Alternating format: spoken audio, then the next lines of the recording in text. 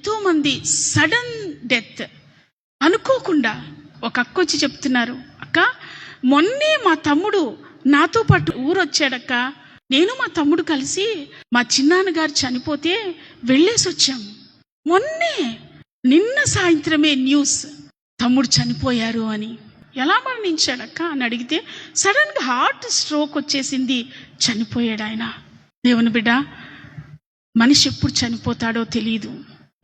మన ప్రాణం కూడా అంతే, మన జీవం కూడా అంతే, ఎప్పుడు గాలిలో కలిసిపోద్దో తెలీదు. దేవుని బిడ్డ, ఈరోజు మనం బ్రతుకున్నామంటే దేవుని కృపేగా. ఈరోజు ఓ మంచి ఉద్యోగం ఉందంటే దేవుని కృపేగా. ఈరోజు ఓ మంచి ఆరోగ్యం ఉందంటే దేవుని కృపేగా.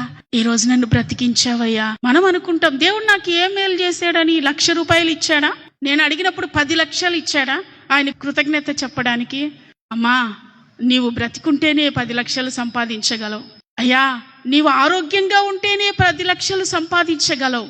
కృతజ్ఞత నిండిన హృదయం మనకుండాలి. ఈరోజు బ్రతికున్నామంటే, నిన్నటి రాత్రి పడుకుని ఈ ఉదయం లేచామంటేనే దేవుని మహాకృప నీ పట్ల ఉంది.